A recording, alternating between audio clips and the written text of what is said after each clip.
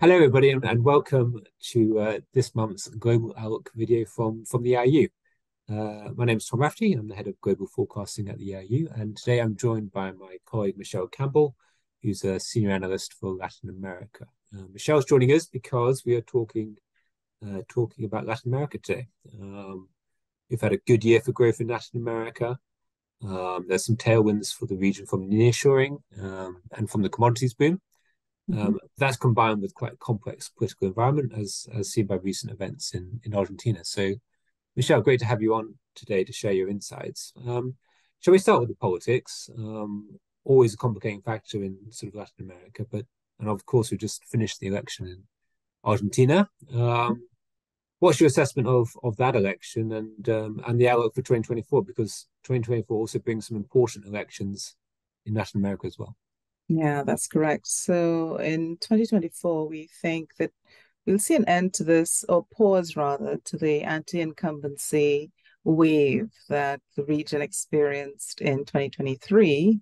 And as you said, Javier Milei's victory in Argentina is an excellent example of that anti-incumbency wave. He came in on a platform of free market reforms, very radical reforms, and it's yet to be seen how many of those he'll actually be able to bring to fruition, given that his party has a very small number of seats, both in the Chamber of Deputies and in the Senate.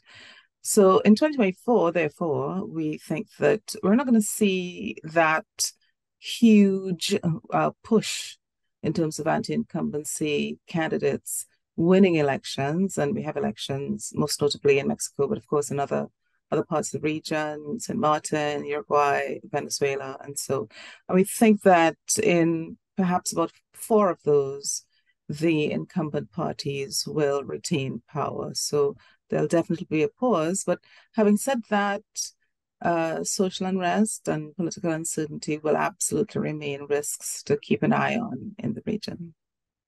Okay, and I mean, one country that's slated to have an election next year is Venezuela, which has been going through some interesting changes recently in terms of its relations with the United States in particular.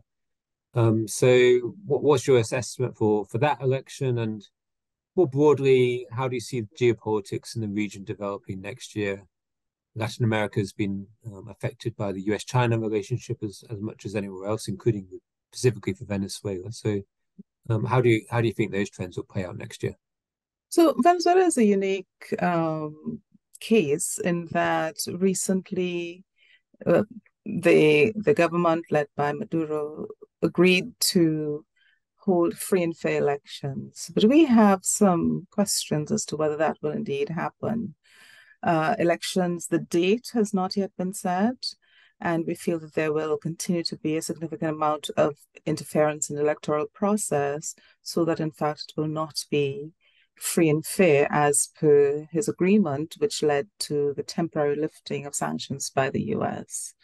In terms of geopolitics, it's in the news really.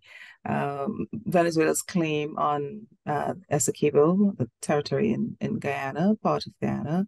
And we don't really, our central forecast is that there will not be an attempt to take control of it, but really it's part of the Maduro pre-election push to drum up support, because this tends to be a very popular idea among the electorate. And in terms of how, I mean, the big trend globally for US-China is the impact on supply chains globally. We've seen that in Asia. It's also having an impact in Latin America. So, how strong is the nearshoring trend at the moment in Latin America and Mexico in particular? So we're expecting to see a continuation of firms nearshoring and friendshoring to countries close to the United States, the US being, a massive market globally.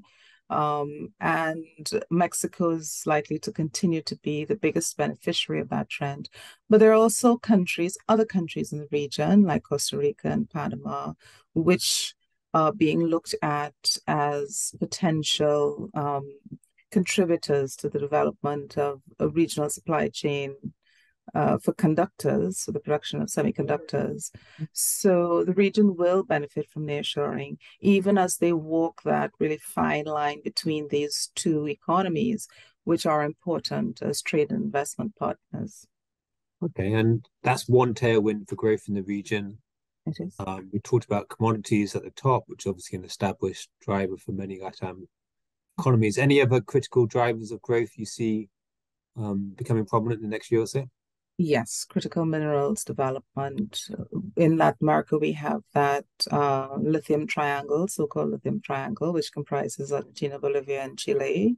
And for Argentina in particular, there is the potential for an increase or really large investments in the lithium sector there. Partly that's because there are less stringent requirements vis-a-vis local content rules and environmental regulations compared to Bolivia and Chile. So we feel that that will be a driver of investment in the sector in Argentina.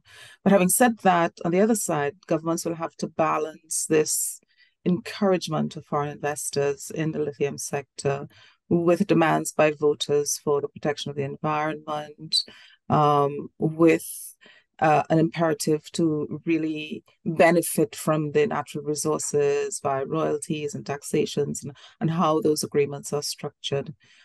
So that could potentially dampen investor involvement or investment in the region, but we feel that critical mineral investments in critical mineral will be a driver of growth in 2024.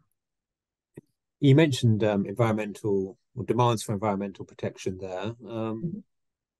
Any other sort of major environmental climate related themes that are prominent for Latin America at the moment?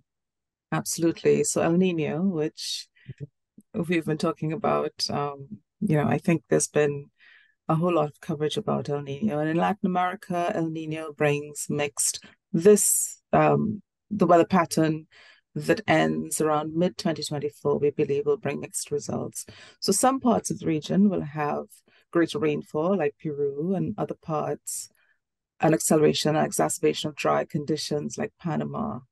And if it is more severe than we anticipate, then we're going to see disruption to the agricultural sector, hydroelectricity, and transportation, water-based transportation in the region, and canals, and so.